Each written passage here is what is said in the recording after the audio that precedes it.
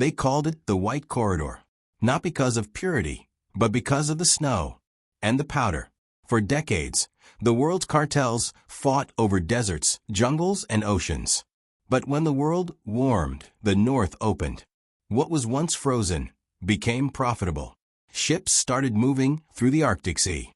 Cargo, oil, and something else. No one expected cartels to follow the melting ice. No one thought cocaine would ever move beneath the northern lights. But in 2022, an Icelandic fishing trawler was found adrift off Greenland's coast. No crew, just silence. And inside its frozen hold, half a ton of powder, sealed in whale oil containers. The Coast Guard thought it was a mistake, until the markings on the crates appeared under UV light. A jaguar's head, the emblem of the Sinaloa Cartel. The Arctic had become their new route. Her name was Dr. Alina Korhonen, Finnish, glaciologist. Her research focused on ice drift patterns, how melting shapes new trade routes. In January 2023, she made a discovery. Satellite images showed trails beneath the ice. Too straight, too intentional, not natural. She thought they were illegal mining tracks. So she filed a report. Then she vanished. Her laptop was found in her lab, still logged in. Last email draft, unsent. They're not after gold. They're after routes. Interpol later confirmed. The routes matched paths of undocumented vessels between Murmansk and northern Canada. No fishing logs. No cargo records. No crew lists. Ghost ships moving through the ice. Someone had mapped the Arctic like a highway. In Norway, a man named Lars Nygaard stumbled into a police station drunk and shaking. He claimed he'd been hired to guide 2 ships through the Barents Sea. Said he thought it was for oil. But what he described didn't sound like oil. He told them the barrels smelled like gasoline and chlorine. That the men on board weren't sailors, they were armed. Latin accents. Military discipline. When investigators asked who paid him, he handed them a bank statement. A transfer from an offshore account. The sender's name? Alvarez Logistics. That name had appeared before. In Panama. In a DEA file about shell companies used to move cartel money through Arctic research programs. Lars didn't last long after that. 2 weeks later, his fishing cabin burned to ash. Inside, they found a melted compass and a bullet casing. The message was clear. Someone was protecting the ice routes. The first full investigation started under Operation Frostbite.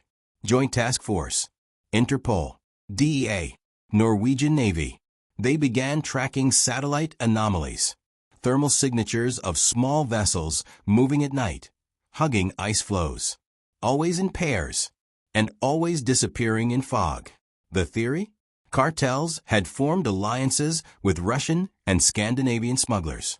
They were moving cocaine north from Europe, then west through melting Arctic corridors into Canada. Why? Because customs were blind there. Drones froze. Radars glitched.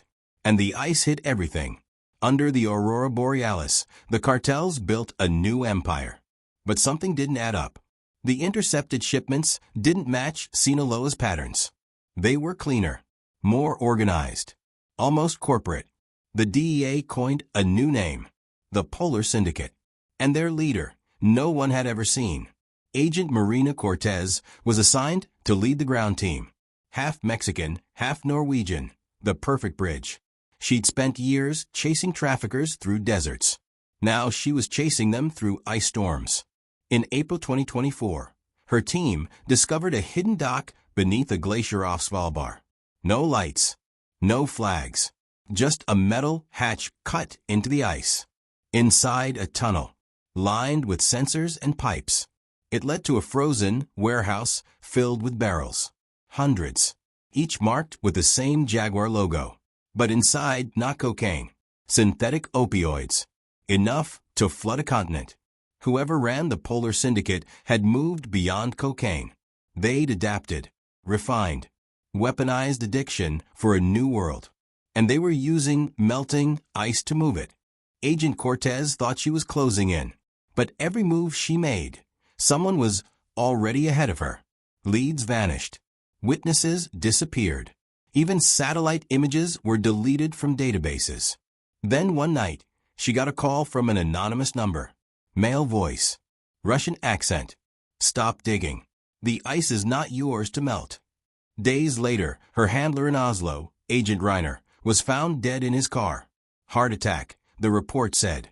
But the tox screen showed traces of succinylcholine, a paralytic used by intelligence agencies. Someone inside the operation was leaking everything. Someone who wanted frostbite buried. Marina realized the Polar Syndicate wasn't just a cartel. It was a merger.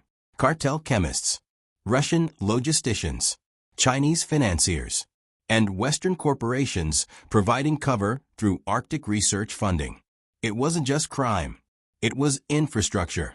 Summer came, and with it, melting lanes opened wider across the Arctic. Cargo ships, real and fake, began moving nonstop. Some were registered under shipping companies in Malta.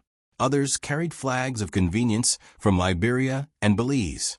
But one name kept repeating on shipping manifests. Northwind Energy. Publicly, it was an offshore wind company. Privately, it was a perfect front. Wind turbines, heavy equipment, chemical supplies, all legitimate. But hidden within the shipments, compressed packages of fentanyl analogs, disguised as turbine lubricants.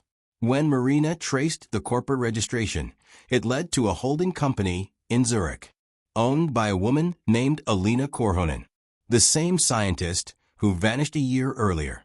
Either she was alive or someone was using her identity. The breakthrough came through a tip from a Canadian research base. A woman matching Alina's description had been spotted boarding a private vessel near Baffin Bay. Marina flew north. Cold bit through her coat as she approached the docks. The ship was silent, white, almost invisible against the snow. She stepped aboard. Everything was spotless. Too spotless. Then a voice behind her. You shouldn't have come here. Alina. Alive. Eyes colder than the sea. She wasn't kidnapped. She was leading it. She explained everything. Calm, emotionless. The Arctic was melting, she said. Trade routes shifting. Power shifting. If governments won't adapt, others will. The Polar Syndicate wasn't just smuggling drugs. They were financing Arctic dominance, using narcotics money to control future shipping lanes, energy rights, and ports. The ice was their new gold rush. Marina tried to arrest her, but the ship's crew moved faster. Men in military gear surrounded her. No insignia, no faces. Alina ordered them to stand down. She wanted to talk. We're not criminals, she said. We're evolution. The world's melting. We're just first. Marina recorded everything. Then, during a brief scuffle, she triggered a distress beacon. An hour later, drones appeared in the sky. Canadian forces intercepted the vessel. Shots fired. Ice cracked. Alina disappeared in the chaos. Some say she fell into the water. Others swear they saw her taken away in a submarine that emerged from beneath the ice. The cargo was seized. But when tested, none of it matched known drug signatures. New compounds. Untraceable. Whatever the syndicate was making, it wasn't just drugs anymore. Months later, Operation Frostbite was officially shut down. Lack of evidence, the report said. Marina was reassigned, but she couldn't let it go. Late one night, she opened an encrypted file Reiner had sent before his death. Inside, satellite footage. 3 cargo ships, sailing north, straight into the Arctic darkness. No AIS signals. No communication. Just gone. Except one transmission caught on radio. The white corridor is open. Phase 2 begins. Marina looked at the coordinates. They weren't heading for Canada. They were going under the ice, toward the North Pole itself. And there, deep beneath the world's coldest waters, something was waiting. Something bigger than drugs. Bigger than crime. A new order, forged in melting ice. The screen flickered. A final image appeared. The Jaguar logo, glowing blue under Arctic light. Then static. The Polar Syndicate had vanished again. But everyone knew. The cold wasn't empty anymore. It was alive. And it was watching.